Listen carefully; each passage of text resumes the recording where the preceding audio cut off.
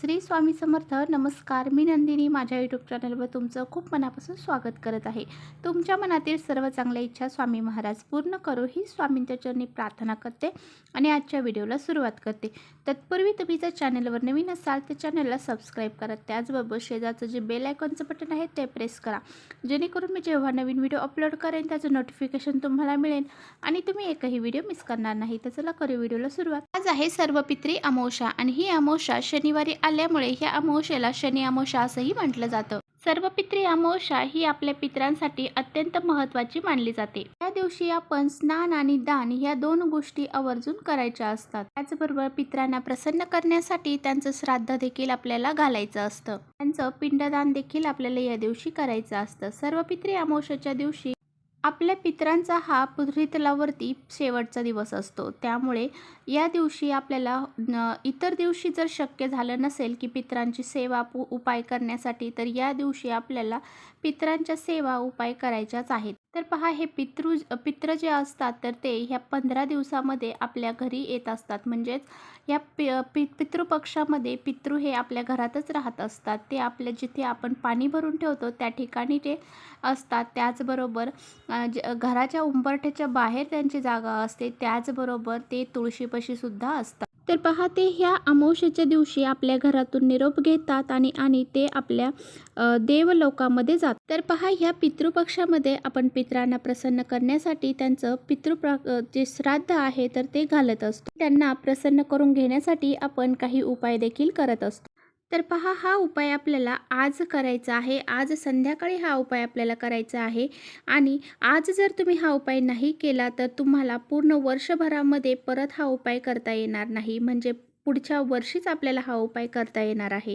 त्यामुळे आजचा दिवस हा आपल्या पितरांसाठी शेवटचा दिवस आहे. त्यामुळे याच दिवशी आपल्याला हा उपाय करायचा आहे. आपल्याला दिवा कसा लावायचा आहे आणि काय करायचं आहे हे आता मी तुम्हाला व्हिडिओमध्ये पूर्ण सांगणार आहे. पूर्ण माहिती याबद्दल मी तुम्हाला व्हिडिओमध्ये देणार आहे. त्यामुळे व्हिडिओ कुठेही स्किप न करता शेवटपर्यंत नक्की बघा, म्हणजे तुमच्यापर्यंत योग्य ती माहिती पोहोचली जाईल. तर पहा, जर आपल्या घरातील व्यक्तींना पितृदोष लागला तर आपल्याला भरपूर अशा समस्यांना सामोरे जावे लागते, भरपूर अशा संकटांना सामोरे जावे लागते. आपल्या घराची प्रगती होत नाही. त्याचबरोबर आपल्या घरामध्ये वारंवार आजारी पडणे किंवा मग आपल्या घरामध्ये कोणतीही गोष्ट जरी आपण करायचं ठरवलं तरी ती अपयशी ठरणे, इतक्या साऱ्या गोष्टी ह्या घडत असतात. त्याचबरोबर घरामध्ये सारखा भांडण, कलह, तंडा असं आपल्या घरामध्ये चालू असतं.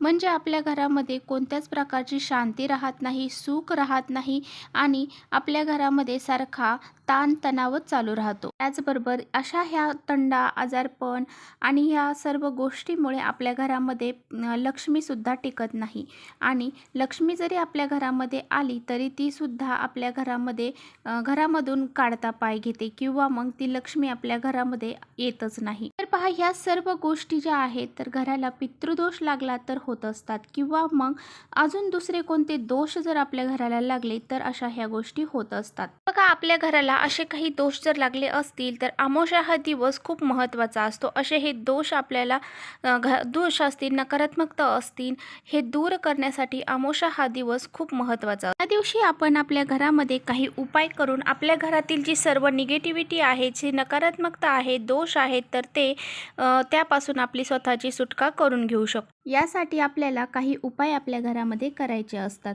आणि असे हे छोटे छोटे उपाय जर आपण अशा तिथींना जर आपल्या घरामध्ये केले तर आपले जे काही दोष असतील, अडचणी असतील, संकट असतील, ते सर्व दूर होतात. तर बघा, जो मी तुम्हाला उपाय सांगणार आहे तर तो उपाय तुम्हाला आज संध्याकाळी करायचा आहे. हा उपाय तुम्ही संध्याकाळी 6च्या नंतर रात्री 12 पर्यंत कधीही करू शकता. तर पहा, आपल्याला एक मातीचा दिवा घ्यायचा आहे आणि पहा, मातीचीच पंती आपल्याला घ्यायची आहे, इतर कोणताही दिवा आपल्याला घ्यायचा नाही. या दिव्यासाठी आपल्याला काळी वात बनवायची आहे.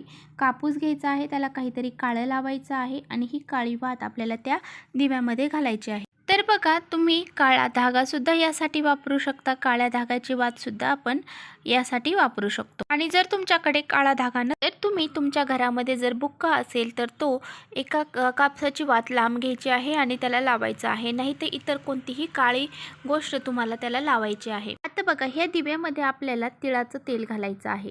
तर पहा आपल्याला यामध्ये तिळाचंच तेल घालायचं आहे आणि जर तुमच्याकडे तिळाचं तेल नसेल तर मग तुम्ही कोणतंही तेल घाला, परंतु त्यामध्ये आपल्याला काळे तीळ चिमूटभर टाकायचे आहे. तर पहा आपल्याला हा दिवा तुपाचा लावायचा नाही, आपल्याला तेलाचाच लावायचा आहे.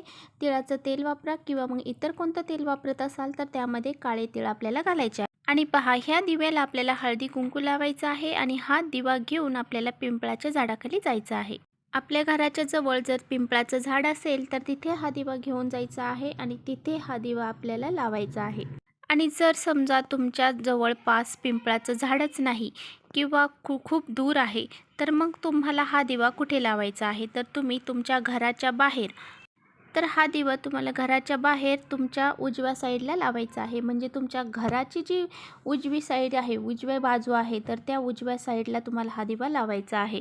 तुमचं घर कोणत्याही दिशेला असू द्या, त्या दिशेच्या उजव्या साईडला तुम्हाला हा दिवा लावायचा आहे. अशा प्रकारे तुम्हाला घराच्या उजव्या साईडला हा दिवा लावायचा आहे. तर बघा आपल्या जे काही पिंपळाचं झाड असतं तर त्या पिंपळाच्या झाडामध्ये हे वास करत असतात, जे आपले पित्र असतात तर ते अमावस्येच्या दिवशी तिथे वास करत असतात. त्यामुळे तिथे हा दिवा आपण प्रज्वलित करायचा आहे. जर तुम्हाला नाही जमलं तर मग तुम्ही तुमच्या घराच्या मुख्य दरवाजा आहे तर त्याच्या उजव्या साईडला हा दिवा प्रज्वलित करायचा आहे. आणि पहा जे काही आपले पित्र असतात तर ते आपल्या उंबरठ्याच्या बाहेर त्यांची जागा असते तर तिथे ते असतात आणि ते पाहत असतात की आपल्यासाठी आपले जे काही पुढची पिढी आहे ती काही करते की नाही हे ते पाहत असतात. बघा ते पित्र जे असतात तर ते हे पाहतात की मी यांच्यासाठी एवढं सर्व करून ठेवलेलं आहे आणि हे आपल्यासाठी काही करतात की नाही, तर ते आपल्याला प्रसन्न करतात की नाही, तर हे आपले पित्र असतात तर ते आपल्या घराच्या बाहेरून आपल्याकडे पाहत असतात. तर पहा आपल्या पित्रांना प्रसन्न करून घेण्यासाठी आपल्याला पित्रांसाठी हा एक दिवा आपल्याला आपल्या घराच्या उजव्या साईडला लावायचा आहे. तर पहा या दिव्याला आपल्याला नमस्कार करायचा आहे आणि जर तुमचं काही या पितृपक्षामध्ये काही चुकलं असेल, तुमच्याकडून काही सेवा करणं झाले नसेल, उपाय करणं झाले नसेल तर त्यांची माफी मागायची आहे आणि त्यांना प्रार्थना करायची आहे, त्यांचं नामस्मरण करायचं आहे. त्यांचं नाव माहिती असतं तर त्यांच्या नावाने आपल्याला हे नामस्मरण करायचं आहे. तर या पित्रांना आपल्याला प्रार्थना करायची आहे, माझं काही चुकलं असेल तर मला नक्कीच माफ करा, अशी प्रार्थना त्यांना आपल्याला करायची आहे. तर पहा असा हा दिवा आपल्याला रात्रभर चालू राहील याची काळजी घ्यायची आहे.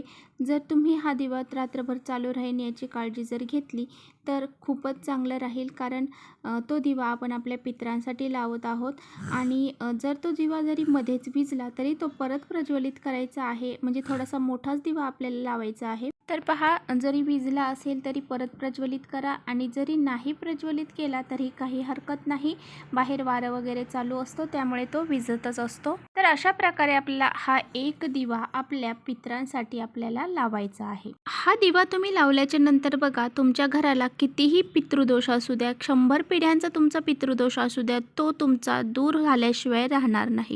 तर पहा इथेच थांबवते माझा व्हिडिओ आवडला असेल तर नक्की लाईक करा. चॅनलवर नवीन असाल तर चॅनलला सबस्क्राईब करा. परत भेटूया अशा छानशा व्हिडिओसोबत. तोपर्यंत श्री स्वामी समर्थ.